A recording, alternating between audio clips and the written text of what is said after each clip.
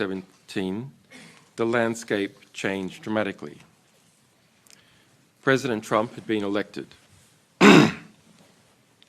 He appointed two wolves in MAGA hats, Mike Pompeo, a Kansas congressman and former arms industry executive, as CIA director, and William Barr, a former CIA officer, as US Attorney General. It is now a matter of public record that under Pompeo's explicit direction, the CIA drew up plans to kidnap and to assassinate me within the Ecuadorian embassy in London. I think that because the facts suggest that. He was caught. Yahoo News, Mike Isikoff wrote a long piece on this several years ago. His employees went to Mike Isikoff and said, hey, Mike Pompeo is plotting to murder Julian Assange, who's never even been charged with a crime in the United States, as CIA director. That's illegal. You're not allowed. Federal employees are not allowed to just kill people they don't like, okay? Just to set the baseline here. Is Jared Kushner coming back? I don't comment on people. I told you that's not it, but Jared Kushner is a big help to me. He's actively helping you on this project? He is absolutely actively helping me because everybody's helping me. What's going on, everybody? Today, we're going to look at Julian Assange's first speech since he's been released from the embassy or prison. I think it was embassy, then he was in prison for a while. So we're going to look at that speech and see what he says about Mike Pompeo and people like Bill Barr. And then we're going to look at this interesting Michael Tracy interview where he interviewed a guy who's in charge of Trump's transition team, which is the people that are going to serve in his administration. And he said something interesting about Jared Kushner. So we're going to review that and then I'll chat. Give me a thumbs up in the comments if the audio's good. Obviously, I'm not at my place right now. And then give me a thumbs up in the chat or for the algorithm on the video. Appreciate you guys. Dream Rare Podcast starts now. Thanks for being here. It's the Dream Rare Podcast. Welcome to the show. The way to get the news at the desk or on the road. Let's go. God is great and success in our control. The world is crazy, but we get better from obstacles. Yeah. What's going on, everybody? Someone said the headline got my attention. Well, that's the point. And also, I'm not misleading or making stuff up. I didn't just do a headline for attention. The headline is what the video's mostly going to be about today. So let's get right into it. Julian Assange has spoken since he's been released from prison or holding. I don't know exactly where they had him, but he was not free for a long time. Here's what he said. I'm going to break it into two clips and let's look at it. President Obama's Justice Department chose not to indict me, recognizing that no crime had been committed. The United States had never before prosecuted a publisher for publishing or obtaining government information. To do so would require a radical and ominous reinterpretation of the US Constitution. In January 2017, Obama also commuted the sentence of Manning, who had been convicted of being one of my sources. However, in February 2017, the landscape changed dramatically. President Trump had been elected.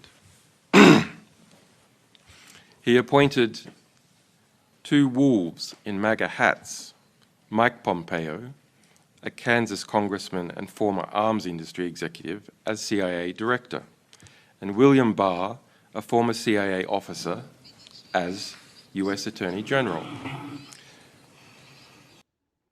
So he mentioned specifically Bill Barr and Mike Pompeo. Mike Pompeo was a CIA director. Bill Barr got to be the Attorney General. And I believe if you look into Bill Barr, his father had some sort of interesting connection with Jeffrey Epstein, something with a school. I can't remember off the top of my head the exact details, but if you look up William Barr or just search William Barr, Jeffrey Epstein, you might find one of two things. There's a virus that's called the Barr-Epstein virus, which is also just interesting and bizarre, but there was some sort of connection there. And Julian Assange confirmed the details that have been confirmed in the press and by people like Tucker Carlson, in which, Tucker kept saying on Joe Rogan and other podcasts that Mike Pompeo was trying to kill Julian Assange. So they not only arrested him at one point for being a publisher, which had never been done, but they tried to kill him. And he mentioned that here, which is pretty crazy. By March 2017, WikiLeaks had exposed the CIA's infiltration of French political parties, its spying on French and German leaders, its spying on the European Central Bank, European economics ministries, and its standing orders to spy on French industry as a whole. We revealed the CIA's vast production of malware and viruses, its subversion of supply chains,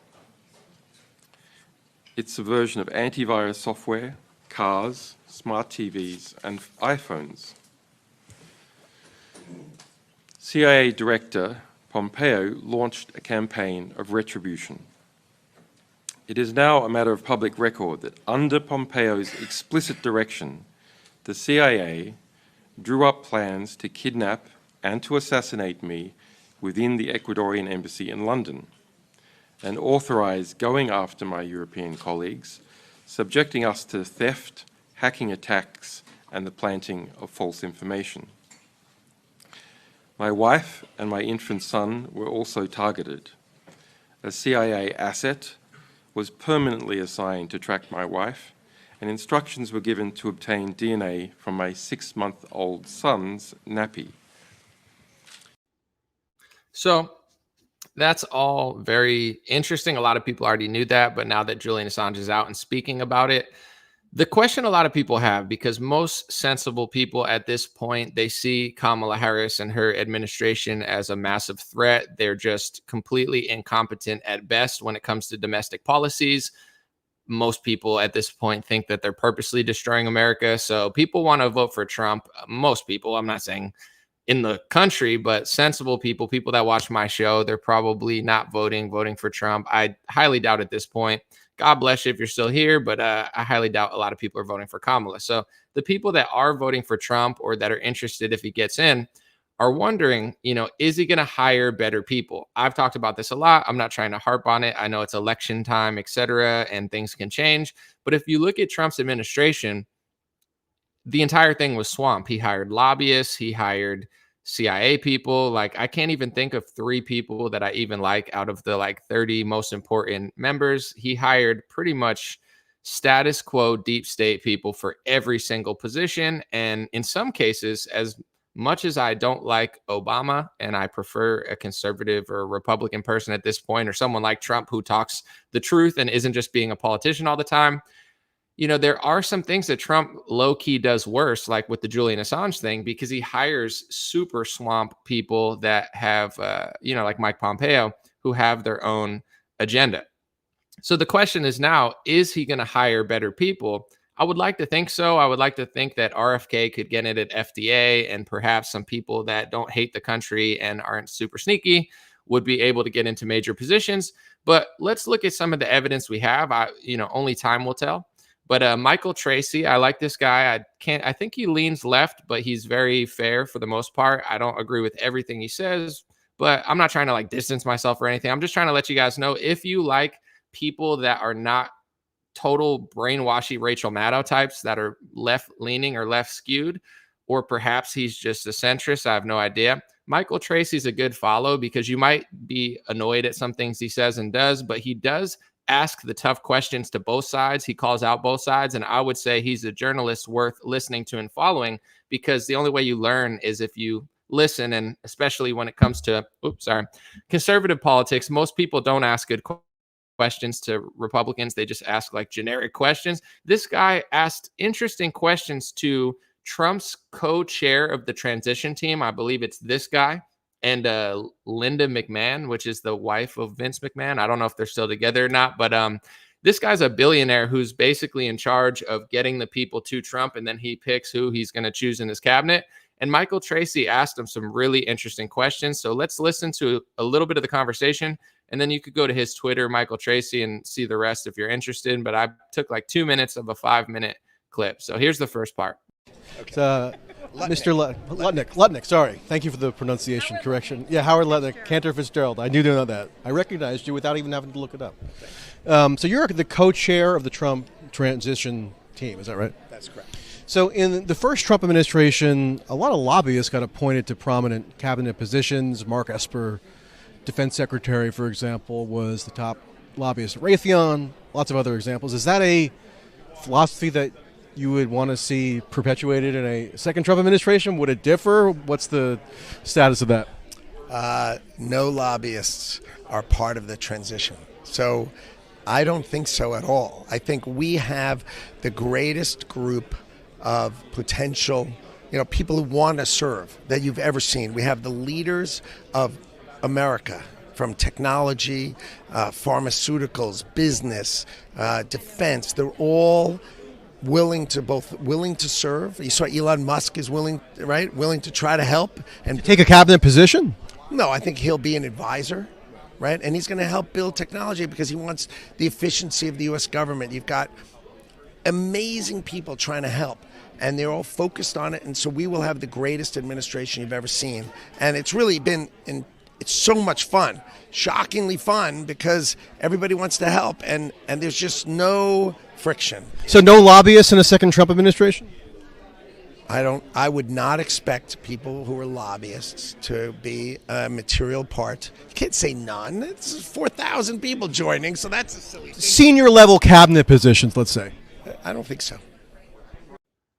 So great question by Michael Tracy, because Trump laced his first cabinet, especially the high level people, like the guy who ran the FDA, I believe was a lobbyist, or he was on boards. The guy who ran the HHS was like a head executive and a lobbyist. Trump picked a lot of deep state, CIA, pharma lobbyists to run everything. And when you have a lobbyist, they could say, oh, they're so talented.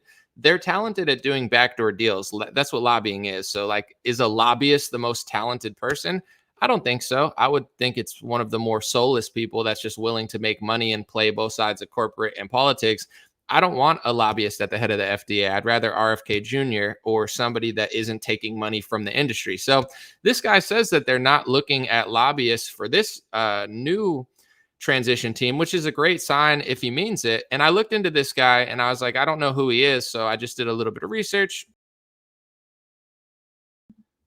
Howard Lutnick is a billionaire businessman who's the head of Cantor Fitzgerald. So I looked up Cantor Fitzgerald, and it's one of the 24 primary dealers that are authorized to trade U.S. government securities with the Federal Reserve Bank of New York, which is interesting. So he's got super ties to the Federal Reserve. Not surprising, but yeah, I guess his brother, and they lost 658 employees on the September 11th attack, which is super, super sad.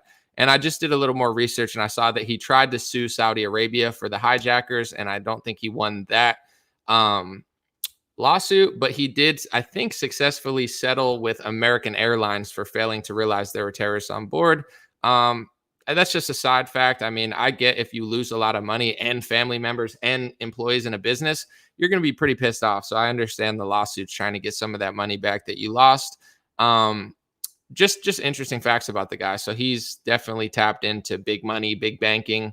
And that's the thing that I'll say about Trump. And I understand, I'm not saying this to be a super negative. You're not going to be the president or Trump, a billionaire businessman who's built all over New York and the world, without being tight with the bankers. But this idea, and I'm saying this with a grain of salt or as gracefully as I can, because I do want Trump to win, and hopefully he does well, but I really have no expectations personally. I try not to, because then I'll be disappointed. But, people kind of make Trump out to be somebody they wish he was, but he is like who he is, which is fine. Some people accept it, some people don't. But it's like this idea that he's totally like fighting like the bankers, and that like he's the biggest banker darling. He takes money from donors. He hires lobbyists. Hopefully he doesn't this time, but I want to get to this point real quick, because Michael Tracy asked a great question, and he said, is Jared Kushner going to be a part of the transition team? Because there's been news reports saying that Trump has distanced himself from Jared Kushner, who is Ivanka Trump, his daughter's husband, because, according to reports, I don't know how true they are, but Trump was a little disappointed in the 2020 dealings that he did, or, somewhat seemed allegedly to blame him for some of the strategies that didn't work or whatever. But if you really follow Trump's first administration, Jared Kushner might have been the biggest role. Like, he wasn't the head of the CIA or anything, but he was involved in so much stuff, from coronavirus to the Abraham Accords, which, everybody says were these peace deals that are just so great for Israel and the Arab world. But if you look at all and pretty much nobody's done this reporting that I've seen except for me, I just found this out searching. If you look at all the countries that Israel did deals with, thanks to the help of Jared Kushner and others, it turned into basically a vaccine passport deal. So all of those countries that were like Israel, UAE, I forget, Bahrain, another one, as soon as all the COVID stuff went down, Israel made an agreement with those countries that said, we can, you can fly people to our country and we'll fly people to your country as long as they're vaccinated. So the Abrahamic peace deals that are just, making peace in the Middle East, aka look at the Middle East now, that peace does not exist there. But it was really, in my opinion, it evolved into a vaccine passport deal. So I wonder, was that just a spontaneous coincidence because of the virus, or was that always the plan? Was it like a pharmaceutical, multi-country merger to, make more profits and force vaccinate people, or else let them sit in the country and not be able to travel? But anyway, here's that last clip where he says that Jared Kushner is a part of the transition team. And I don't think MAGA wants to really hear that, or Trump supporters.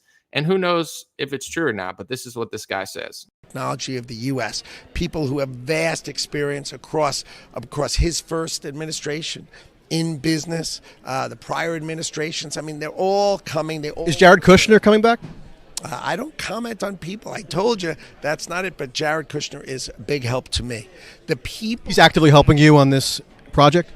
He is absolutely actively helping me because everybody's helping me. J.D. Vance is helping me. Everybody's helping find the most talented people they have, and they are recommending them to serve in the government. And everybody, how about this? Everybody who serves in the Trump government will have been vouched for by some world-class talented person who says, this person we have confidence in. So I think he was trying to keep it a little bit hidden at first. He's like, I don't really want to talk about people, but he couldn't hold it in. He let it kind of slip out. Like, Jared Kushner is a huge help to me, which he wouldn't say if Jared Kushner wasn't helping him. It's not surprising. I mean, I don't want to get canceled or anything, but if you look at who this guy is and where he works, of course, Jared Kushner is going to help him. But of course, you can't notice those patterns. That's hate speech or whatever, even though it's they know each other and he is working with them. But whatever. I just thought it was interesting. And you probably won't see that on most conservative media because they're not going to show you. I don't think that's of interest to kind of point stuff like that out. Or maybe it is. And maybe, there'll be good voices in Trump's ear to bring people to him. But yeah, we'll see. I mean, we'll see who he picks in his cabinet. We'll see who he picks. As I told people, first of all, if you like Trump, I think, you just want him to win in November. And then once he wins, if he wins, let's just say once he wins, we'll be confident. Make sure, if you're a Trump supporter, the good thing about Trump is he is very sensitive in the sense of if people really don't like certain people around him and they're vocal about it, Trump does listen, I think, more than anybody else. He hires, he fires. He's very receptive in some ways. He's definitely not lying about everything. Where Kamala, you can't change your opinion because it's all fake. With Trump, he makes impulse decisions sometimes. So I would say if you're a Trump supporter, pay attention to who he hires. That's going to tell you how the 4 years go. Not what he says, not what the QAnon people are telling you. JFK is going to come back from the grave any day now and fix the world through the lockdown or whatever. Martial law is good now, even though they hate the government. That's not going to tell you what's going to happen over the 4 years of Trump. Don't make the same mistake twice.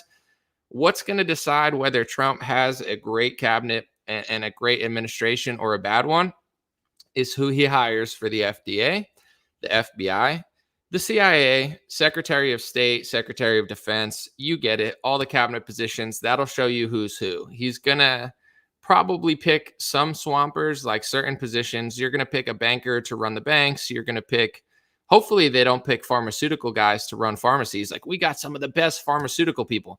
I don't want any pharmaceutical people in his administration, maybe an advisor or something, but we don't need lobbyists and industry people to run the health department. That's the problem with health in this country, is it's been swallowed by pharmaceuticals or insurance. And this is what liberals don't understand, is they're like, oh, healthcare, healthcare, healthcare.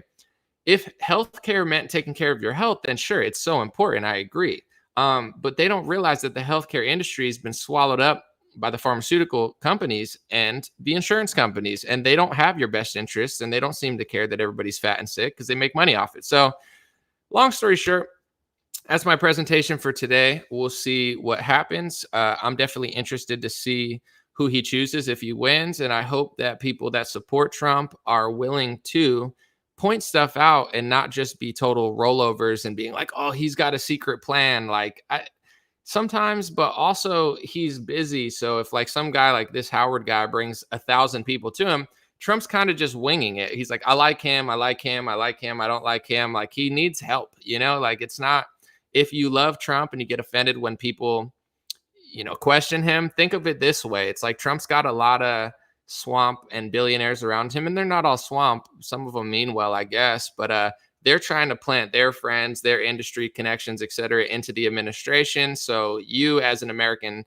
taxpayer and voter, you should want to play a part in that, not just sit back and say, he's got it all figured out, because the first time he hired somebody who tried to kill Julian Assange. And I'll tell you this much, I don't know that Trump thinks Pompeo did a bad job. I don't think he really views Pompeo as somebody who is disloyal to him, because Mike Pompeo was loyal to Trump himself. However, you understand what I'm saying? It's like he tried to kill Julian Assange, according to those reports. And Mike Pompeo is an ultra Zionist. I would even say that he put Zionism over the interests of the American people. That's my opinion. And those are the people that the big donors to Trump want in the administration. They like that stuff. So, I don't know if Trump sees Mike Pompeo and thinks, oh, he did a bad job. I'm sure Trump sees Pompeo and thinks, oh, he's awesome, because Pompeo never turned on Trump, and Pompeo pushed the agenda of the donors in the Trump administration. And of course, as I've said many times on my show, the donors pay Trump and then get him to pass speech laws that say that it's anti-Semitism to say that donors pay people to get politics and banking, et cetera. Like that's hate speech now, even though it's literally true. So all interesting stuff. Night Watch said, what did you do with Anomaly? I have not been cloned. Thank you for your concern, but no, I'm not a clone. Someone said Trump has enough money to support himself. Yeah, but he doesn't, though. This is the misconception. And I'm going to vote for Trump. I'm just letting you know. People that are obsessed with them, they tell themselves Trump is so rich, he doesn't need anyone else's money, which is what he told people in 2016. But that's not true. He took $100 million from Miriam Adelson, the wife. He's taking tens of millions of dollars from other mega donors. He's got super PACs. After the 2016 election, he took over $100 million from mega corporations, Bank of America, Pfizer, and then he hired their people in his administration. Don't lie to yourself, right? We don't like when liberals lie to themselves and they lie about everything.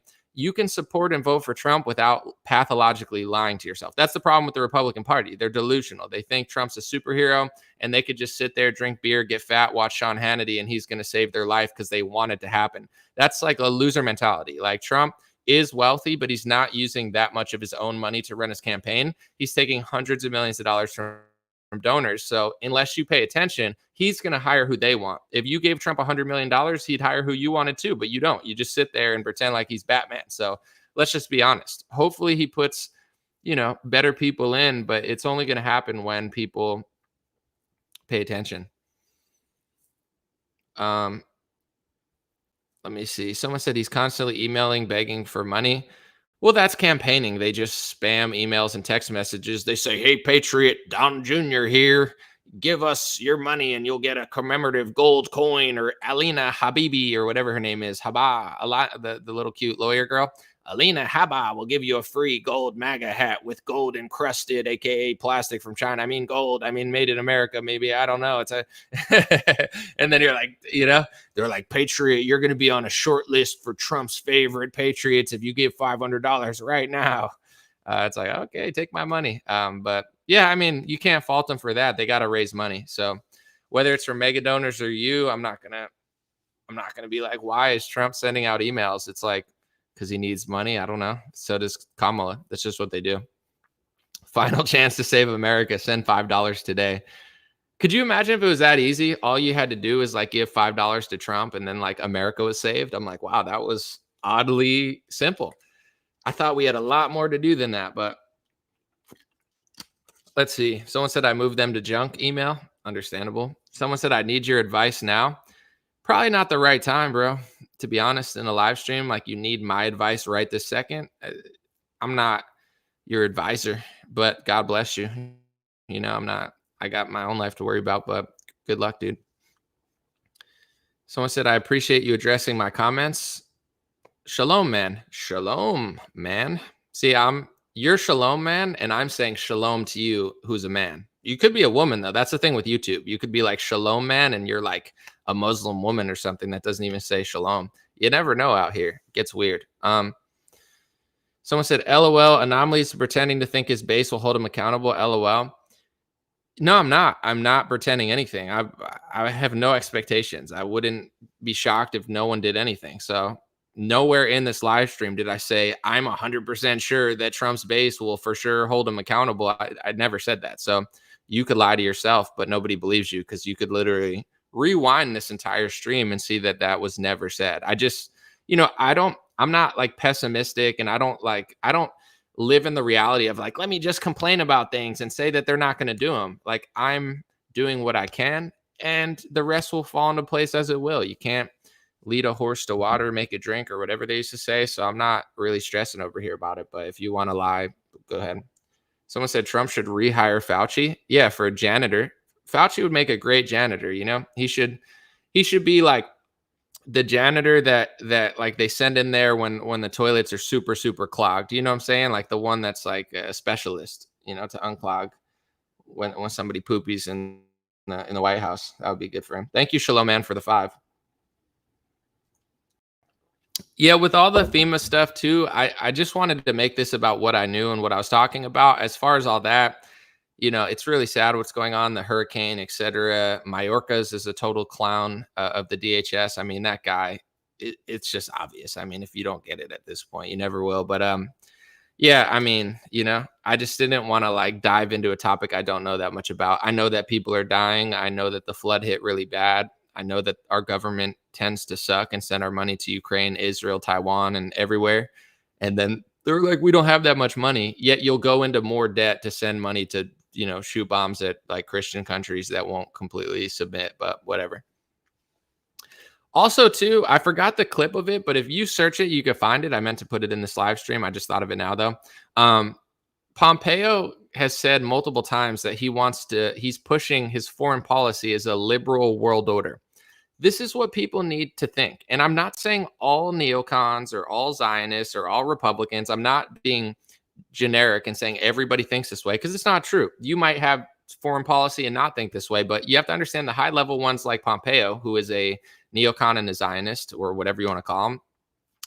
They constantly complain about liberalism in America. Like, they don't like liberalism in America. They're trying to keep it out, like the radical liberalism, right?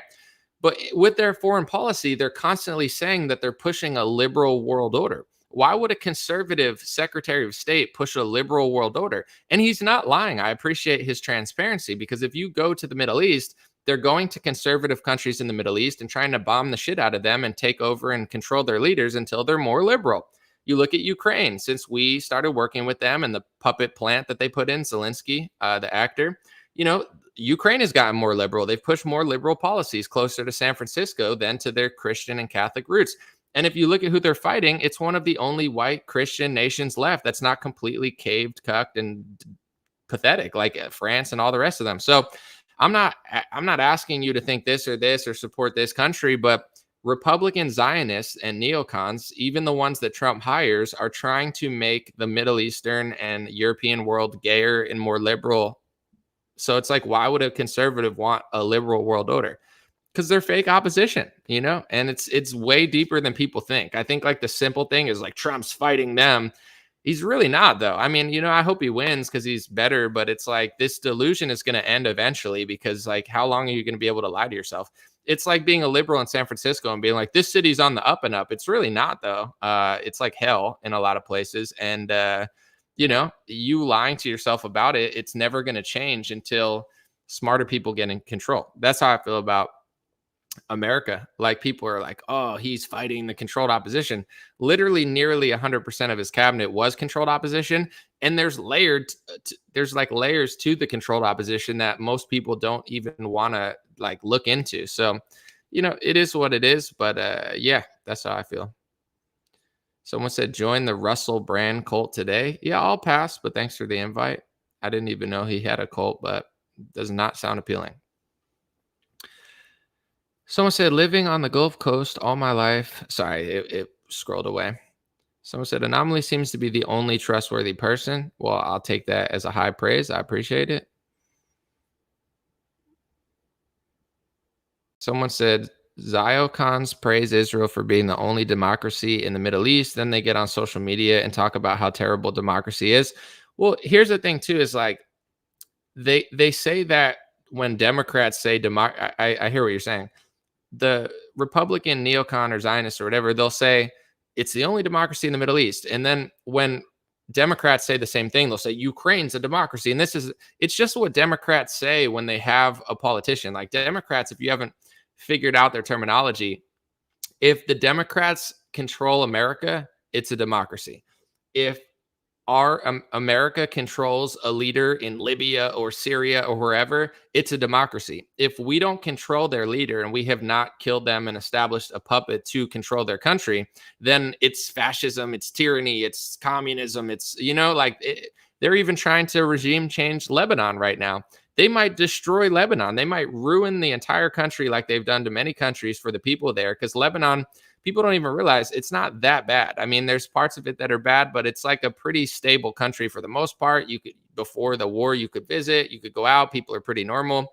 If they kill the leader and try to like change it for Israel, they'll destroy the country, but they don't care. They'll destroy any country for their agenda. So that's the thing, is like democracies, like it doesn't even mean what they say it means. So when Republicans use it, yeah, they never use the word democracy because they think America is a republic. Republicans hate when you say America's a democracy. They go, no, it's not, it's a republic.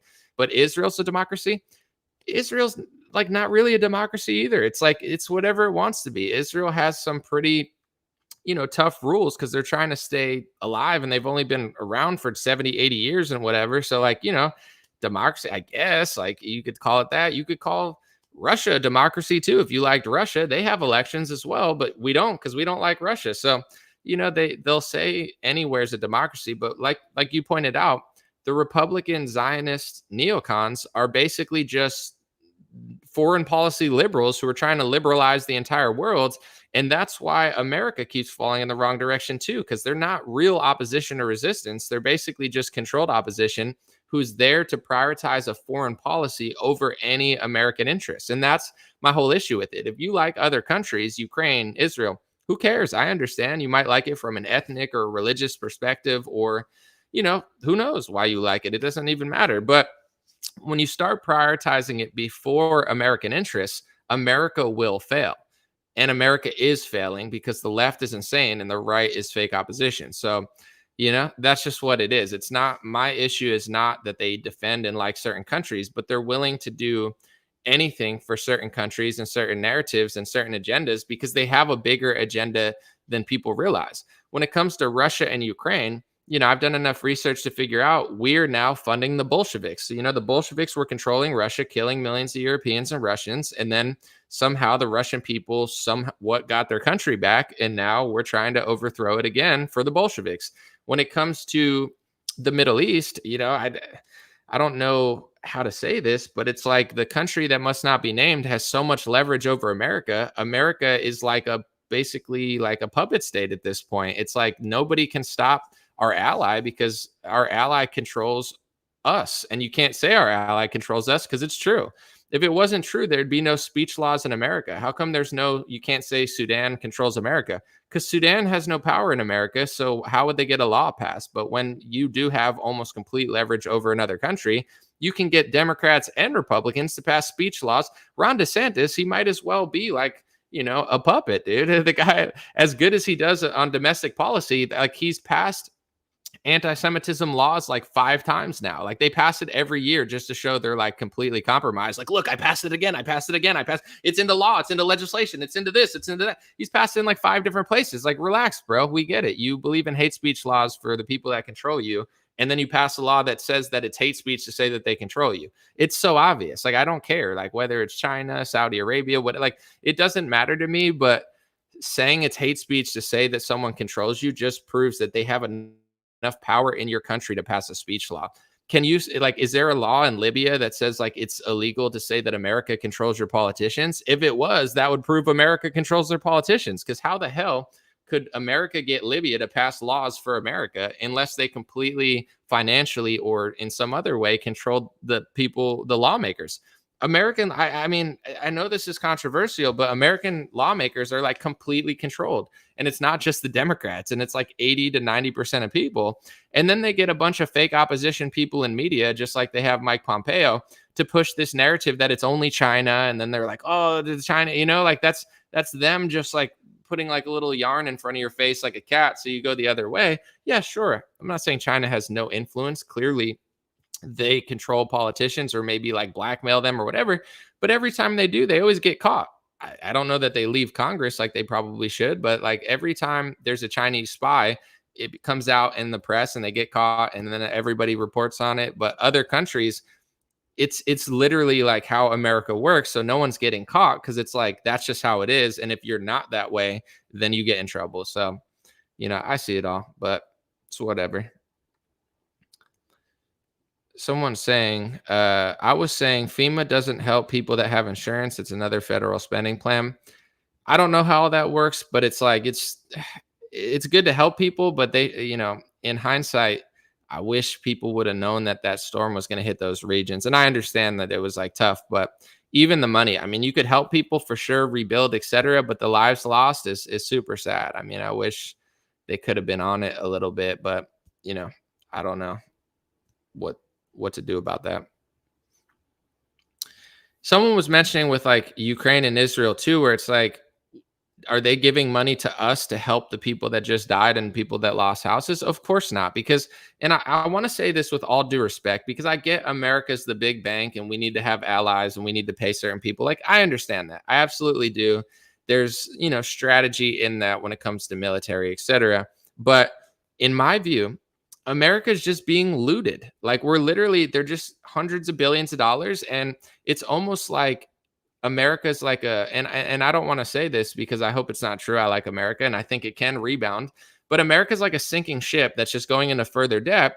And Ukraine and Israel are just like, gimme as the ship go down. And then when the ship goes down, Israel and Ukraine aren't going to give a shit about America. They just aren't. They're just taking advantage of, you know, the fact that our politicians are so ridiculously compromised that they'll literally send people. Do people realize how much $1 billion is? $1 billion is 1,000 millions. They're sending hundreds of billions of dollars to those two countries. That's $1 billion's 1,000 million 100 times. Like, they're making so much money. How are they going to give any of it back? Of course not. And here's the ultimate thing that people don't realize. If we don't have money, like, we're in debt. All the money we give to them, it's money that's being printed or borrowed from somewhere that's putting us into further debt because we're not going the other way. If we can go into further debt, why can't Ukraine go into debt for themselves?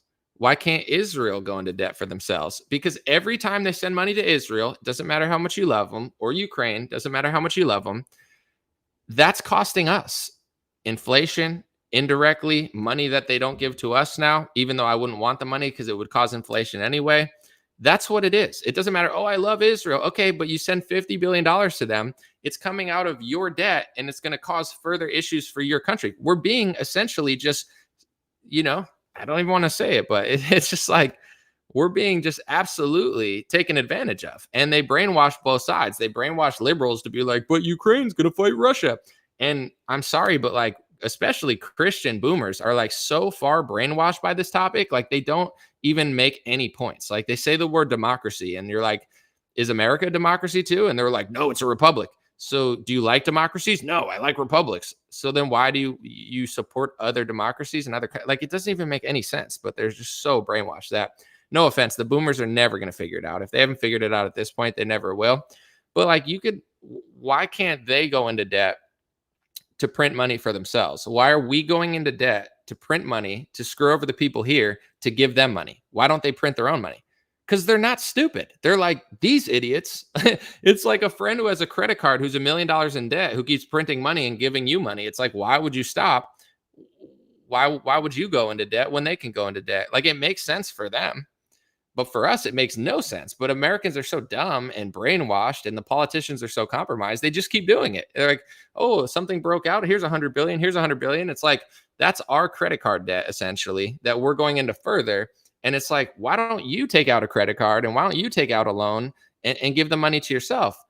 Well, that wouldn't make sense, because they know, Israel and Ukraine probably know, if they just print a bunch of money, it's going to hurt the people there. It's like, if they printed $200 billion for themselves, it's not free money. Everybody knows that. You print money, it hurts you with inflation or economic stability. So they get us to print the money. They brainwash you with the television, Fox News, fake opposition, CNN, fake opposition, Russia, Israel, Hamas, Putin spies or whatever. You start fighting like a bunch of animals, and then they just loot us. It's actually genius. And like, if the people here are so dumb, and then you'll get like Republicans that are like, I'm against the money for Ukraine. It's like, what about the money to Israel? We need to do it. Okay, then stop complaining about your economy, because it's like, why don't they print the money? No one's ever thought of that.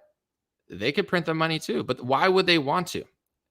Why would you go $100,000 in debt if you have a friend who's $10 billion in debt who just keeps printing money and giving it to you? You have no incentive to do that. It's smart for them. It's dumb for us, but it's not. We're not victims. We need to figure out that that's happening. Someone said I'm voting for Trump.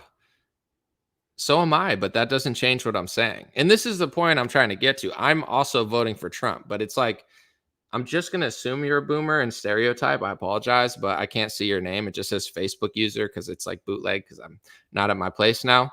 But it's like, you can't even like process what I'm saying. So you're just like, I'm voting for Trump. It's like, so am I. But like, I'm not trying to be mean, because it's not every boomer. But boomers have this weird thing where they're like, I'm just going to think what I think and it's going to work out because I'm voting. And it's like, it's literally not, though. And I want Trump to win, and I hope he does better. But this is just the reality of what's going on. It's like, yeah, I am also, because it makes such strategic sense. But this like boomer mentality of like, I just want things and I'm going to get what I want because I want to believe it. And then you like show them evidence of something else. And they're like, but my pastor told me that we need to go into debt for our great ally. And it's like, okay, And every time I hear this stuff, like I saw Bill Maher, how do you say his name? Bill Maher. He did a little piece on anti-Semitism, and he had some guy who's writing a book on anti-Semitism, right? And he goes, tell me about anti-Semitism and why do people hate, the people who must not be named? It's this clip going viral on Twitter.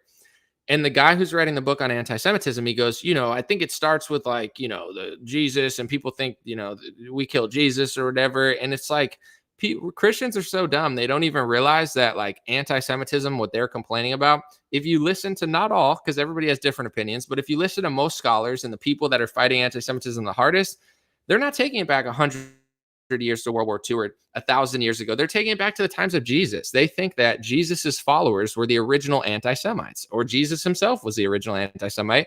And since then, it's 2,000 years of them thinking you're an anti-Semite, because every Christian leader before the Schofield Bible and Zionism in the 1900s were aware of the differences between the two religions and the two ideologies. It was like, you could find writings from like every great Christian leader, even into, if you really want to get into it and get in trouble, look up what Billy Graham told Richard Nixon on the Nixon tapes. Go Google that. See what Billy Graham, he'd never say this publicly again because they'd ruin his life, or someone would ruin his life. So he has to, or I think he's dead now. So maybe his sons, I have no idea. What I'm saying is I have no idea. He's probably not even alive, but go look at what he said on the Nixon tapes. Even he was talking about it privately because he was afraid of talking about it publicly. So it's like every Christian leader throughout time has known this, except for like the 60-year-old boomers. They're like completely clueless to this dynamic. So I'm just being honest. It's like, if you can't figure this stuff out and you're like, we need to just print money and go into debt and our kids need to suffer so we can fund wars against our interests that we think are for our interests. It's like, okay, that's the opposition to the Democrats. Great. That's going to work really well. Someone said Ron Paul's endorsing Trump.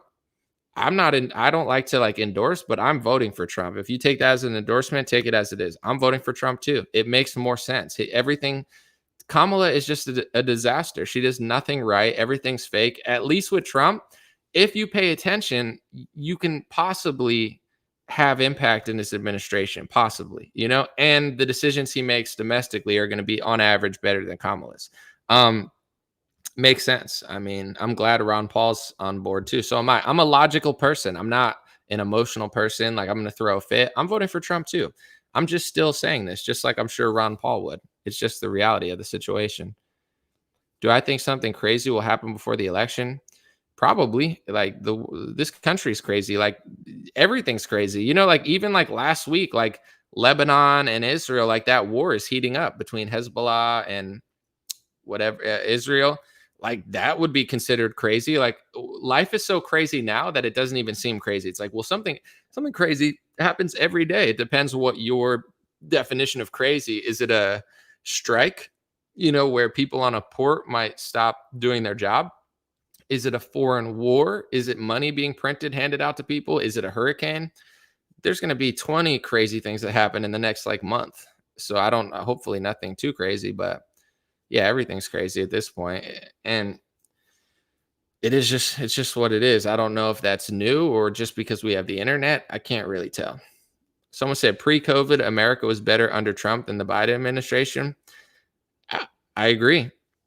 But Trump ruined America and the economy with COVID, and he's completely unapologetic for it. So I'm still voting for him because he's better than a Democrat. But, it's like, yeah, like, pre-war, it was really peaceful around here. Sure. So I don't know. I just think people need to pay attention. Just pay attention because there's going to be a lot of little tricks going on. 2 assassination attempts is pretty crazy. That was pretty crazy. I hope Trump wins, and I hope they leave him alone. We'll see. Someone said, get close to Jesus instead of buying up toilet paper. You could do both, but yeah, I don't think you need that much toilet paper. But, buying toilet paper and Jesus, I don't think are mutually exclusive. Someone said George Floyd ordeal kicked a lot of this off. That was a crazy moment for sure. Let's see. I'm going to keep this under an hour. So let's have fun for 10 minutes and then I'm out. Thank you guys for being here. Appreciate it. Hopefully you like this one. Someone said you can't eat toilet paper, nor should you, even if you could. Do not eat toilet paper. I get what you're saying, though, like if you're going to starve, but that's so funny. America's just concerned with wiping their butts, They're like, I stockpiled 1,000 things of toilet paper. It's like, you got food? They're like, hell no, I'm wiping my butt. You're like, I agree. It's like, yeah, I don't know, some baked beans or some canned goods would probably be, a good combo with the toilet paper. But they're like, I'm just worried about pooping out here. You're like, okay, dude, whatever it takes, my guy. Good luck. Maybe people weren't concerned with the food supply. They were just concerned with toilet paper. I don't know. It is funny to think about, though.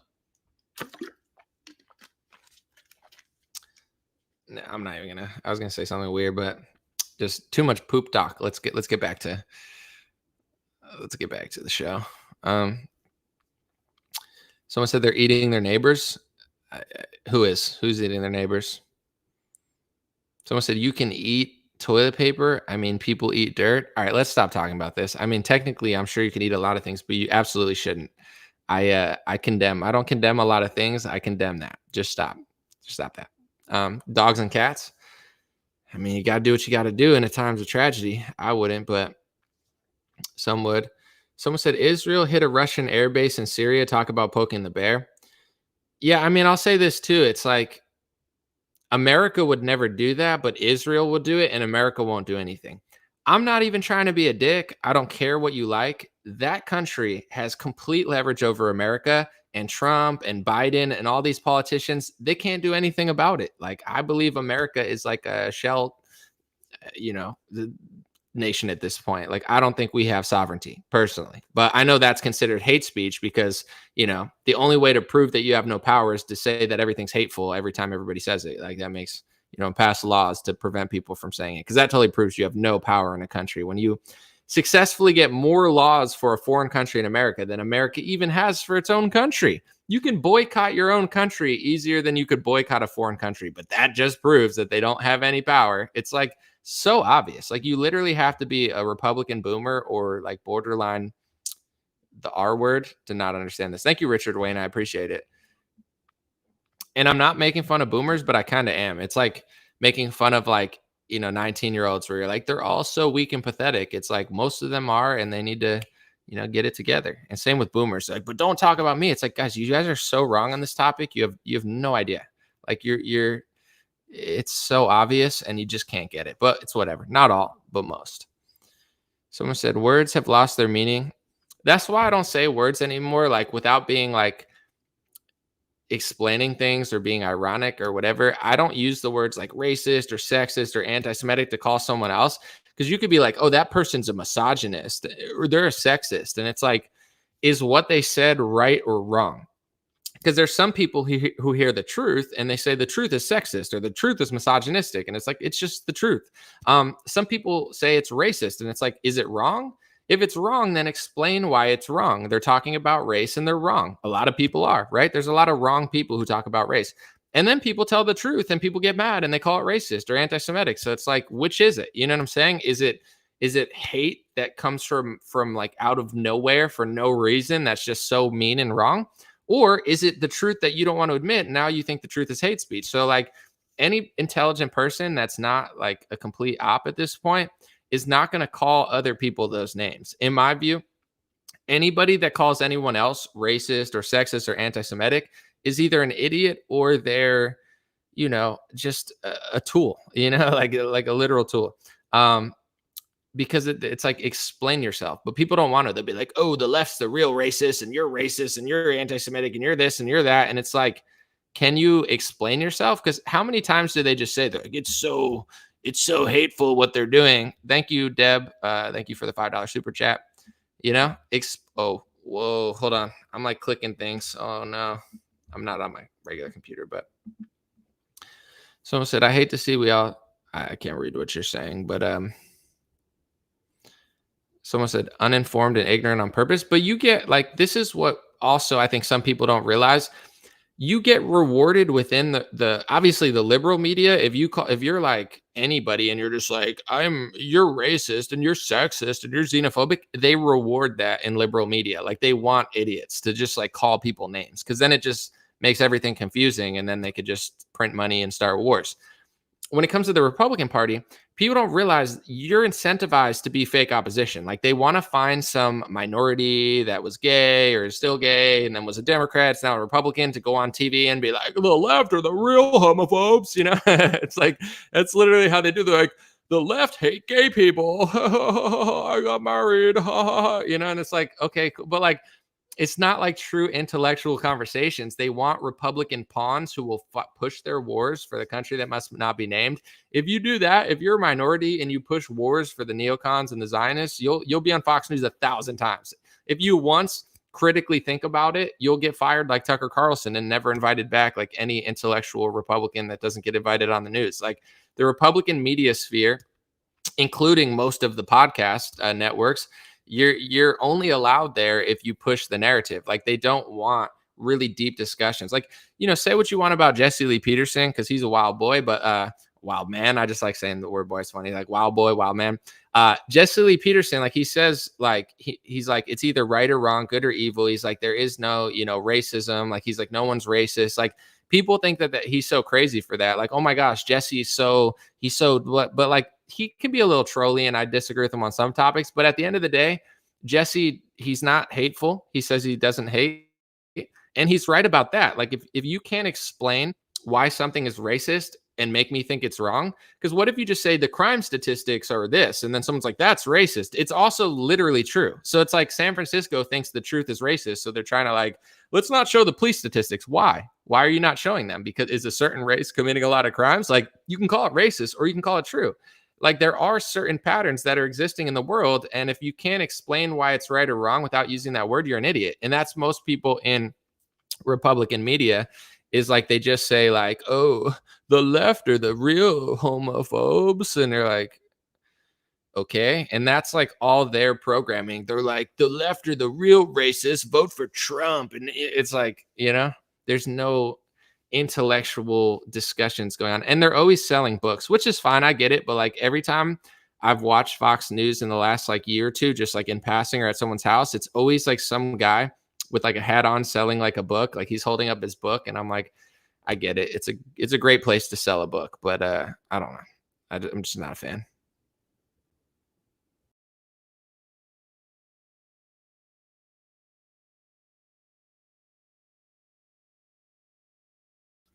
All right, we got a couple more minutes left, and then I'm gonna end it. Probably 2 minutes. Anybody got anything interesting to say? Let's see. I can't really see much, so I'm gonna end it here. Appreciate you guys. God bless you. God bless your family. God bless America. God bless the world.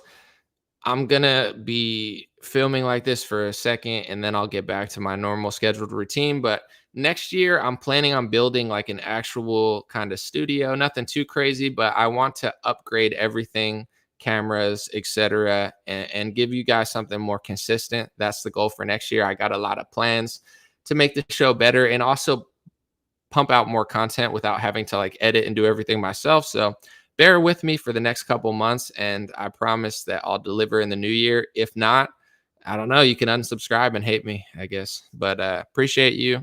Hope you like this video. Let me know what you think in the comments about the stuff I showed at the beginning. I find it interesting, but like I said, it's just out there. I'm not take from it what you will. Don't really care. So thanks for being here. I'll be out. See you soon. Hey, what's going on, my friends? Just a few ways to stay in touch and support if you'd like to. The first way is dreamrare.com. We have blue beanies, black beanies, pink hats, other colored hats, freedom versus tyranny shirts, stay blessed long sleeve, God is great long sleeve, and lots of more cool items coming soon. Dreamrare.com. Check out the shop to support. Everything's made in the United States. Handpicked by me. Patreon.com/raretalk for $5 a month. You can help support me, support the show. If you haven't noticed, unlike other channels, I don't work with very many sponsors, sometimes none at all. And part of the way I'm able to do that is with the dreamrare.com shop and patreon.com/raretalk. So thank you guys for keeping this show free, unimpeded, uninterrupted. I'm forever grateful. My free email list is stayintouchwithme.com. So check the links below in the description or just type in on any browser, stayintouchwithme.com, all one word. You'll find my email list, put it in there, and